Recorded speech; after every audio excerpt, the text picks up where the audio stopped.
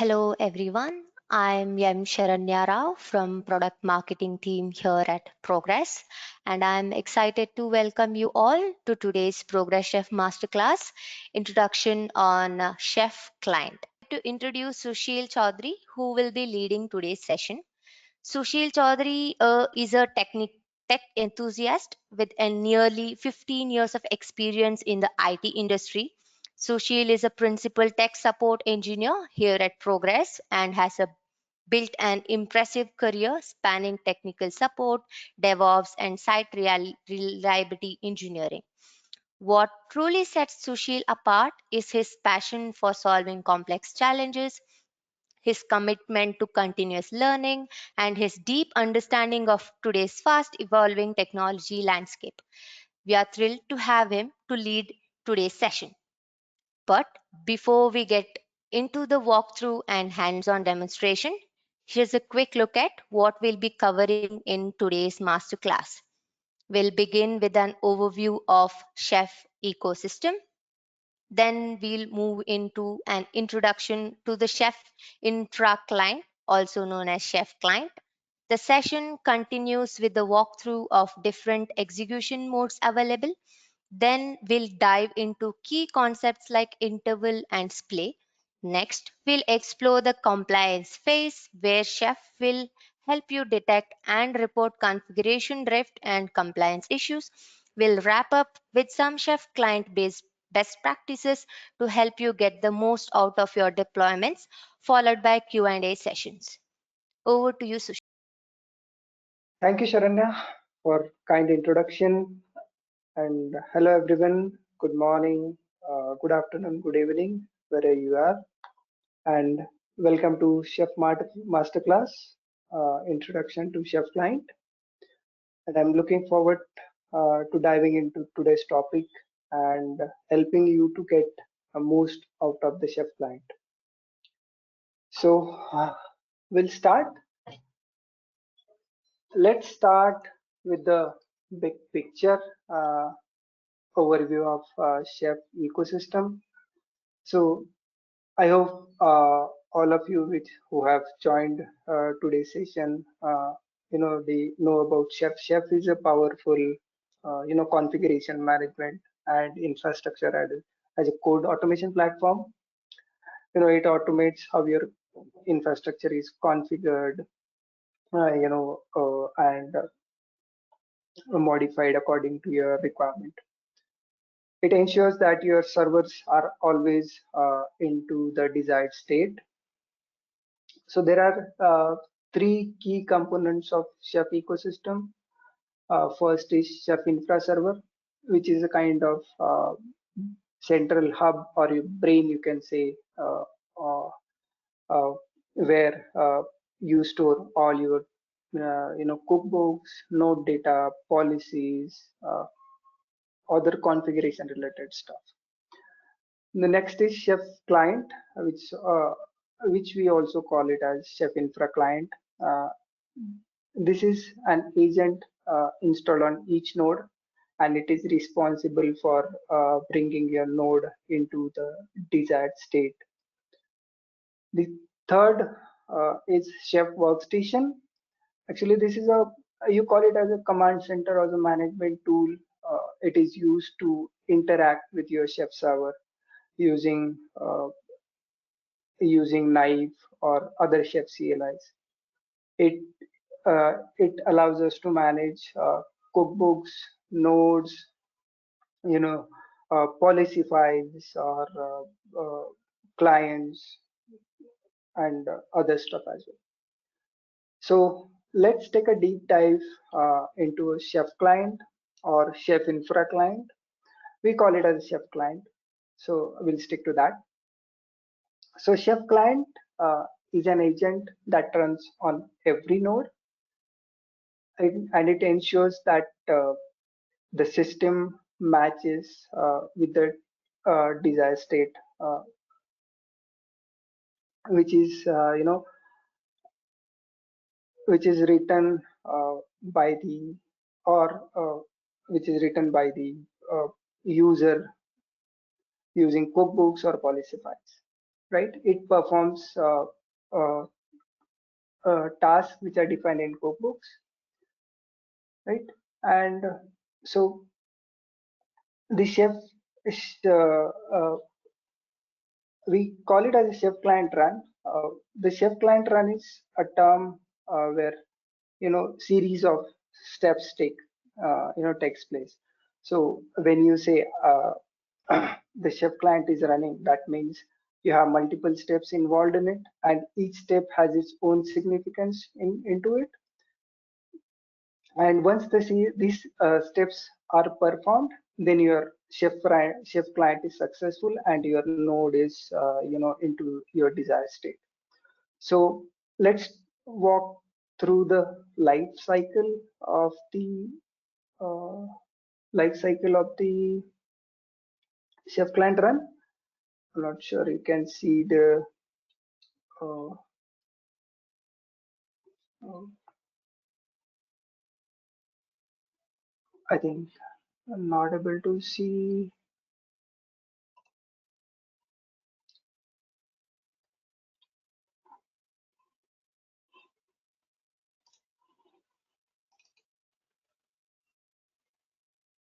Let's see if you can see from here.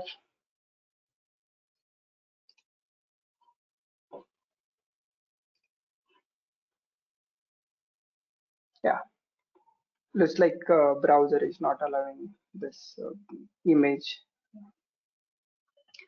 So when the chef client is run, uh, these many steps are are performed by the chef client. So the first one is uh, getting the configuration data. So configuration is stored on the node in the client.rb file, which contains all the settings like chef server URL, your log location, your client.pem, uh, validated.pem if exists. Then it also gathers the data from OHI. OHI is a tool that collects the detailed system information like your operating system information, IP addresses, memory information, disk information, even cloud metadata. If you are using any cloud node like Azure or AWS or GCP node, and this data becomes the part of node object. Node object we'll see in the later steps, right? The second step is to authenticate to the chef server. So to download all the cookbooks, all the resources, all the cookbook files or policy files, chef client has to authenticate with the chef server, because all as I told you in the earlier slide, everything is gets stored onto the chef server.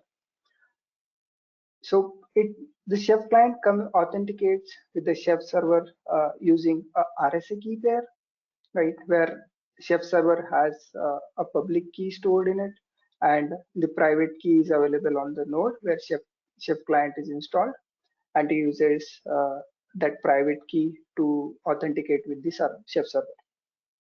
The private key is stored into the file which is called as client.pem. We'll look at it later in the slide. The third step is getting and rebuilding a node object, right? If uh, a node object is an object where uh, all the it includes the OHI data, right? Attributes from the cookbooks or policy files, and the run list. On the first run, uh, the node object created, it contains the run list, which is which is provided at the start of the bootstrapping process. We'll look at the bootstrapping process later, but it includes that run list into it. So that we call it as a default run list, right? And in the future runs, that uh, this node object gets updated, rebuilt and updated and used in the next subsequent runs, right? The next step is to synchronize the cookbooks.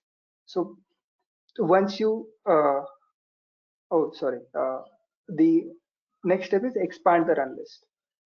So expanding run list is a process where it determines the exact order of the recipes which needs to be applied on the node. So based on the run list provided, it your cookbooks may have multiple recipes. So based on that, it creates an ordered list, and then it is stored in the uh, it is expanded at the time of the run. Next, based on that, it synchronizes the cookbook, right? All the cookbooks which are provided in the run list are downloaded on the node. All the cookbooks you will find it under where chef cache directory on the node. At the first run, it downloads all the cookbooks files, but in subsequent runs, it only downloads the file which are new. Maybe you added a new cookbook, or you have modified any recipe files. So only it downloads only those files in the subsequent runs. But on the first run, it downloads all the cookbooks. The next is resetting the node attributes. So you have cookbooks, you have OHI data. You may have changed attributes in the cookbook or policy files. So it it adds this all the attributes in your node object. Your cookbooks may have any dependent cookbooks which is listed in the metadata.rb. It also it also gathers all those attributes and applies the attribute precedence rules to build a final node object, right? Then uh, then comes the compile phase, where all the uh, resources, libraries, recipes are loaded and loaded into the order defined by the run list, right? Then the next is uh, convergence. This is the convergence phase where actual magic happens, where your system, uh, you know, uh, system matches to your desired state, right? It or the chef client performs runs, um, makes the necessary changes, runs maybe running a file resource or creating user or installing packages, changing configuration files, etc. Right? So everything happens in the convergence phase. And once the conversion is complete, it moves to uh, updating the node object. Now you have all the conversions happened. So it updates the existing node object with the information after the convergence. You may have changed something and the node object's attribute has been changed. You may add some custom OHI attributes, so that gets added into your node object, and this node object is used in the subsequent run, right? And the next is running a compliance. We call it as a compliance phase. If the if it is enabled, a compliance phase is enabled into your cookbook, it runs the inspect compliance profiles on your chef client node. So to make sure that your node is compliant with your security policy, right? And once the compliance profiles are run, it either sent to automate, which is Chef product, or it is saved to your local file based on what configuration you have given, right?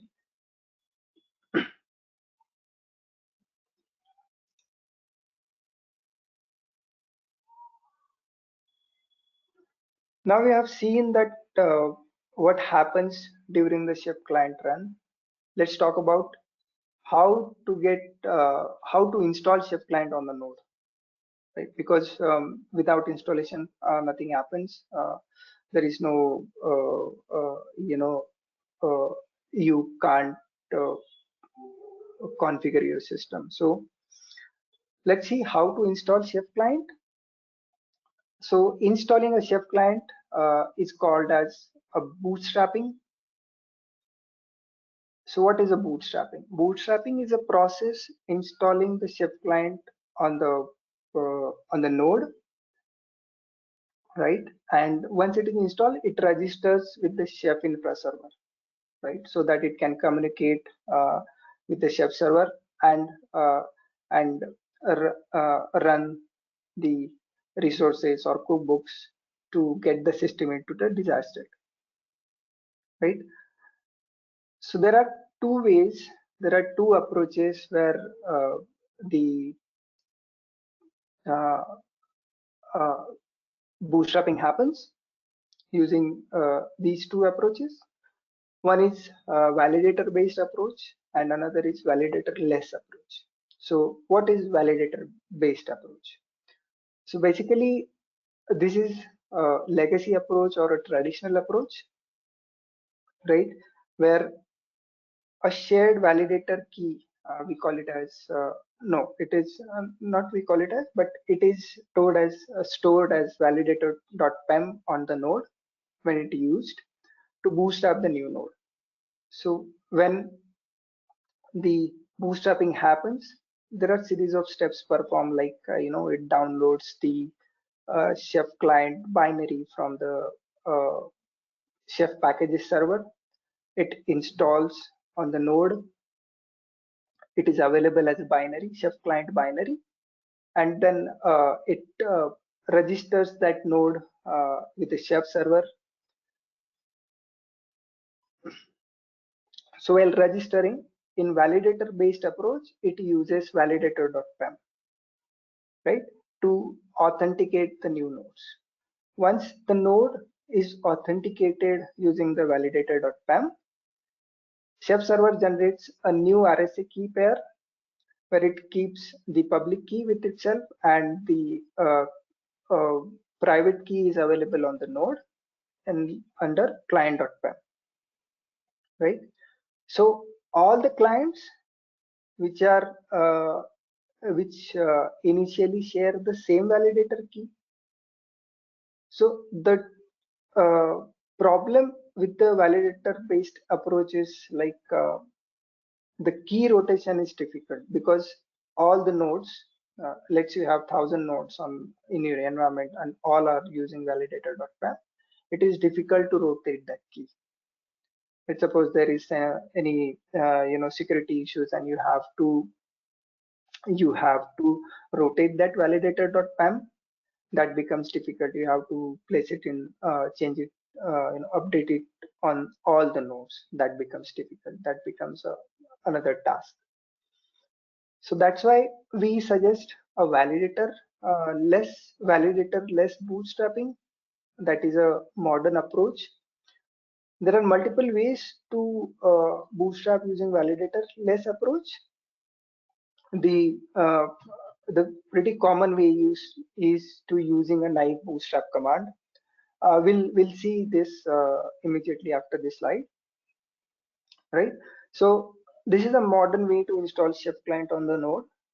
So when when the authentication happens, during that process itself, it gets the server creates a new key pair, and the node gets its unique key during bootstrap, and using that key, it authenticates with the Chef server. So there is no shared key involved in the process. So it becomes more secure and scalable because you don't have to worry about changing the validator key if any if anything happens with validator key. And each node has a unique key, so that is secure as well, right? So let's see both these approaches. So I have let me clear my screen first. So I have two machines, two nodes. I would say both are Ubuntu systems. One is Ubuntu 22 and another is Ubuntu 24. I have installed a Chef infra server. Uh, I'll be managing all the bootstrapping process using Chef Workstation. The one node, this node is will be bootstrapped using validatorless, and another will be using a validator bootstrap, right? So let's get started. I have already the nodes are already up and running. So let's bootstrap using my bootstrap first. So this is a command to bootstrap a bootstrap node, right, which install the Chef client on the respective node.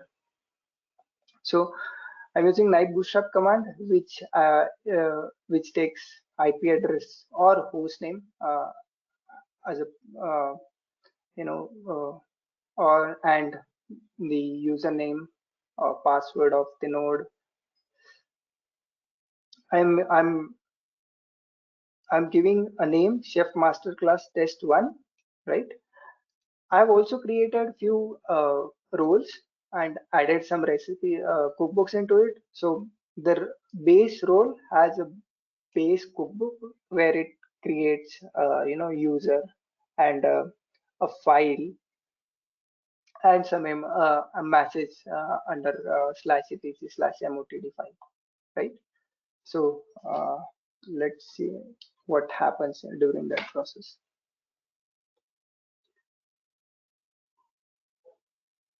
Meanwhile, this process runs. Will bootstrap using uh, validator key. So I have written a script which actually copies your validator which creates a client.rb, right, on the machine, and copies the validator PEM on the machine, and using that Chef client is authenticates with the Chef server.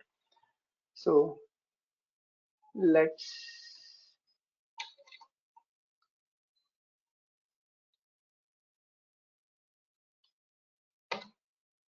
So basically, I'm using Vagrant machines to provision the systems, right? And as user data, I have passed that shell script over here. So so in let's come back to the knife bootstrap command, where it creates a new client, right, and the new node entry on the server. When it creates a new client, as a part of that, it creates a new RSA key pair where the server keeps a public key and private key is passed to node. Now it's downloading the Chef client. So I'm using the latest. I'm trying to install a latest Chef client, but uh, you can install the Chef client whichever as per your requirement, right? I think this duplicates is taking time. Let's see what is happening with this. So here you see the script, right? So I have passed few, so it creates a specific uh, directory structure, which is etc chef, then trusted search, your var log chef, var lib chef, other stuff, right? Then it installs the chef client, where it downloads the chef client from chef download commercial.chef.io, right? And it installs on the machine. Once the client is installed, it copies the validation key, that is validator.pem, on the server. And once it is copied, it creates a first boot.json. First boot.json has a run list, which is, we call it as a default run list, right? Which is available at the start of the run into the node object, right? Then I'm creating a client.rb with specific configuration like chef server URL, chef client name, validation client name, and the validation key and the node name, right? Once everything is there, everything is in the uh, good step, then it tries to authenticate with the server. You can see using the validator key, right? If it is a validator less approach, you will not see this. It will only say creating a new client. It will not say anything about the validator key. Now it's synchronizing the cookbooks, right? And it found that only one cookbook. Then it is compiling all the cookbooks, right? And installing recipes on the machine, right? So this is the first run, and you can see the infra phase has been completed, right? Resources has been updated. Let's look at the night bootstrap command.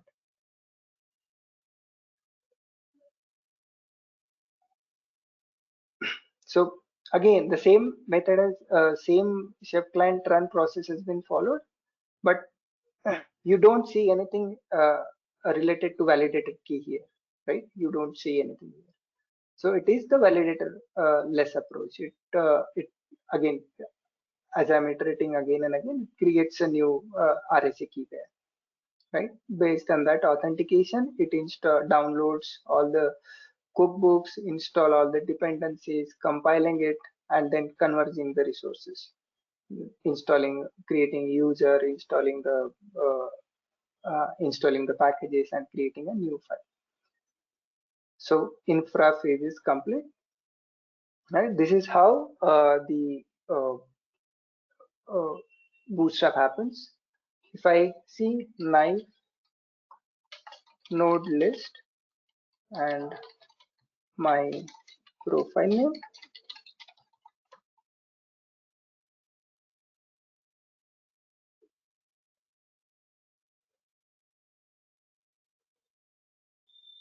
you will see those two nodes added onto the chef server. So those are registered, these nodes are registered with the chef server.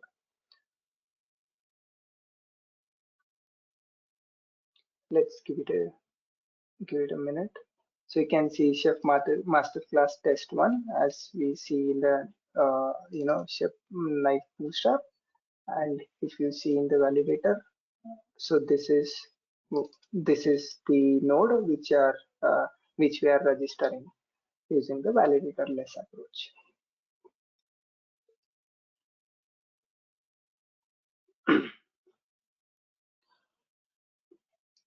We have seen how it is installed. Now we'll see how chef client is executed. You, if you have in large environment, you cannot run how to run the chef client. So there are multiple modes you can run a chef client. So the first one is scheduled, where you can schedule a chef client. As I said in earlier slide, that when it is installed, it stores a chef client binary, right? So you can use that binary, right, as a CLI, and provide all the configuration stuff and run it.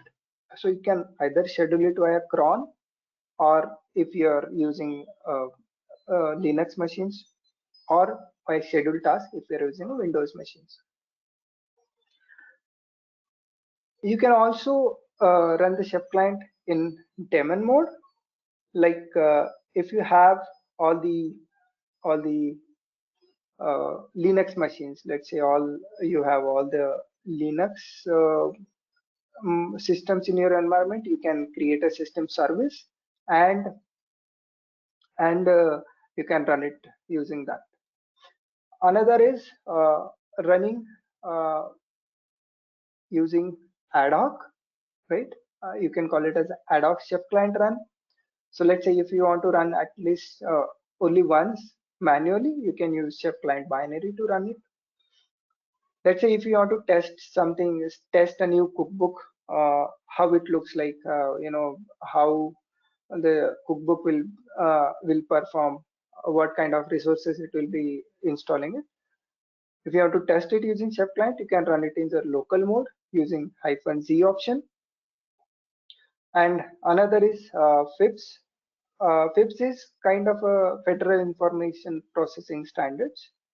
These are federal standards for machines used by government agencies and normal non-military government agencies.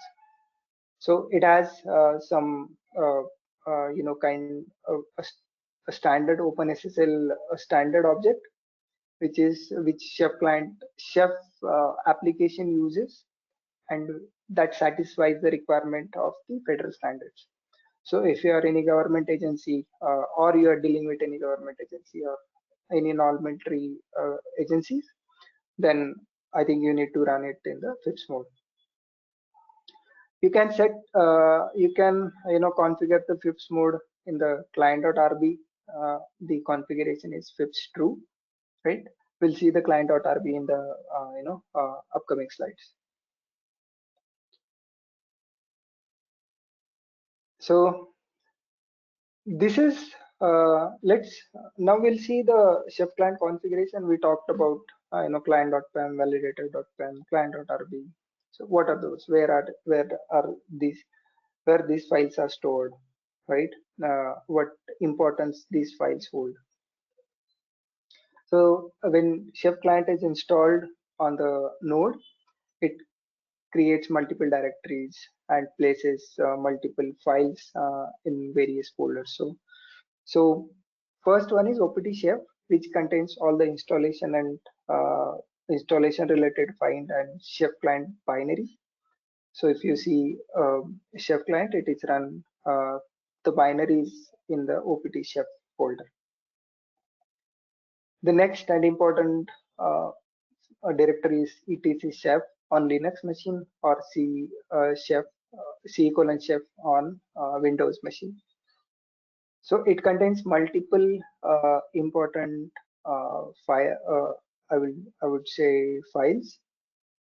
Right. First one is client.pem, which is available in both the approaches if you are using validator or validator-less approach.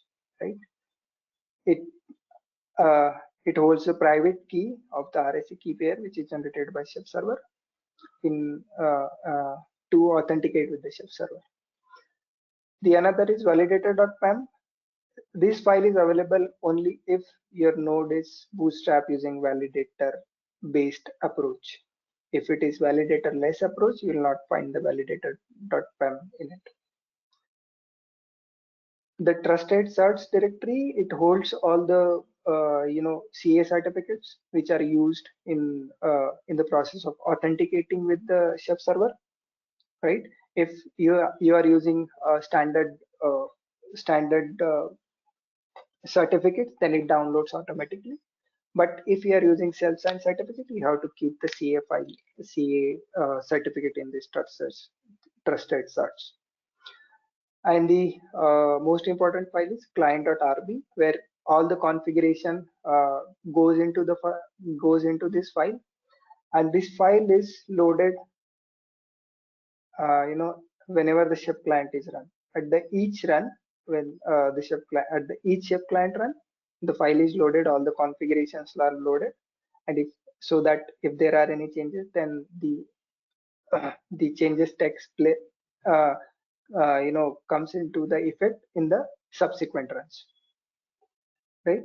We'll quickly look at the chef client.rb and the both the servers, where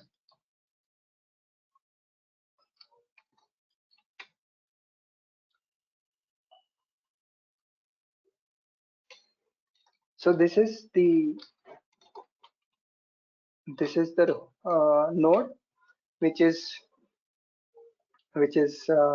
bootstrap using validator approach, and this is the 24 is something like validator less approach.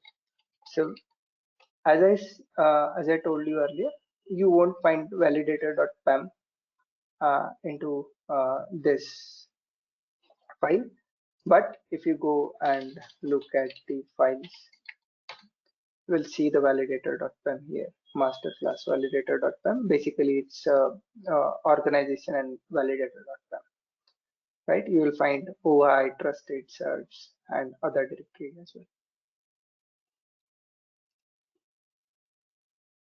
So as we know where the configuration goes, we'll understand and we'll talk about the two important um, configuration or concepts which come into play when the chef client runs, right?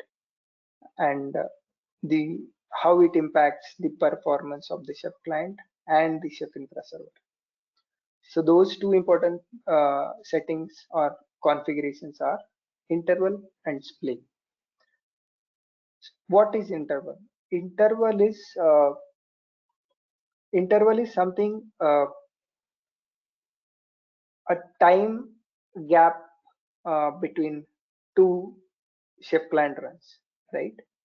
So by default, it's 30 minutes, like 1800 seconds, but it is configurable as per your requirement, how many nodes are available, are running in your environment, and how you want to configure it based on your requirements, right?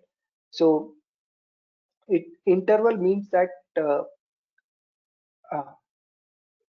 how frequently your chef client will run, right? If it is 30 minutes, then every 30 minutes the chef client run is initiated, right? And it it will configure your system accordingly every 30 minutes. Then the another is play, right? Play is something, it's a random delay between each chef client run. So it actually avoids it avoid running all the chef client at the same time, right? So that if you have 100,000 nodes running chef client every 30 minutes, let's say, server will not be able to process these many requests at the same time. So if we add a splay, that is a random number, random a random time between 1 to 300 seconds, right? So each chef client will run with bit random delay. So let's say one chef client will run, let's say with the delay of 2 seconds, another will run with the delay of 5 seconds or 10 seconds or something like that. So because of this, the chef server will not be loaded, right? The resource the efficiency of the chef server will increase, and that will result in the successful chef client run, right? So these configurations, these settings are configurable into client.rb. The interval goes with the name of interval, and splay goes with the name of splay. You can configure it according to your environment, how many nodes are running, and how frequently you want to run the chef client. Next, we'll talk about the compliance phase. Compliance phase, it is a part of chef client run, as we saw, it is a part of chef client run after the convergence is happened, right? Once the conversion is complete, uh, the compliance phase, comes into the effect, right? The, earlier we used to run the inspect profiles using the audit mode. So compliance phase is nothing but it runs the inspect compliance profile on the node if it is enabled, right? If the compliance phase is enabled.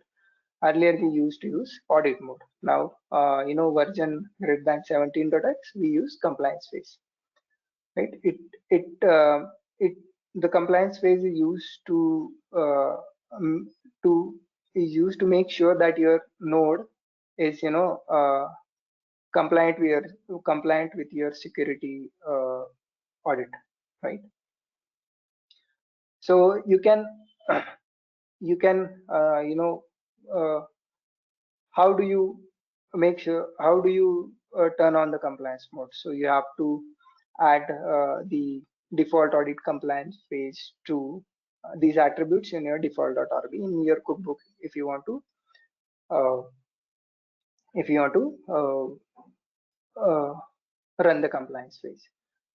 So there are, you can fetch the profiles from Chef Automate or Supermarket or GitHub, or you have any local file or over HTTP web server. Once the compliance is run, the inspect profiles are run, and you can report it. You can report it to either Automate or you can store it as a JSON file on your node, right? Now we'll see best practices of running Chef client, because it is very important to understand how do you run the Chef client in your environment, what kind of precautionary measures or best practices you need to follow to make sure your Chef client runs are successful every time and your Chef server is responsive every time. So run it. Uh, run the chef client as a daemon or a scheduled task using systemd, cron, or task scheduler. Control the execution using interval and splay so that it will not overload your chef server. Use roles or environments. Basically, use a cookbook versions so that it won't download all the versions on the node. It takes time, and sometimes if you have multiple versions, cookbook versions, it also uh, increase the load on the chef server, right? Encrypt the sensitive data if you are using in the cookbook like data bags, right? Any key or any passwords, use the encrypted data bags. Enable logging and monitor the logs, rotate the logs, send it to either either Chef Automate is the UI where you can see how many chef clients are failed or successful. If you're not or you can send it to third-party logging tools like Elk or some other stuff, some other applications. Always taste the cookbook before using the test kitchen and inspect before putting into the production, and regularly clean up your stale nodes. Stale nodes also can cause the chef server to be inefficient. Uh, this is something I wanted to share on the chef client, but before we wrap up or we go ahead with the question and answer session, I would like to uh, mention as that we have introduced a chef courier, an orchestrations tool. I would suggest please give it a try by signing up on the link which is already shared on the chat. Please sign up, and if you sign up today, we plan to give a 6-month trial where we will get all the support right from the installation uh, till till writing a jobs or something other stuff, right? And yeah, if you have any questions, please go ahead.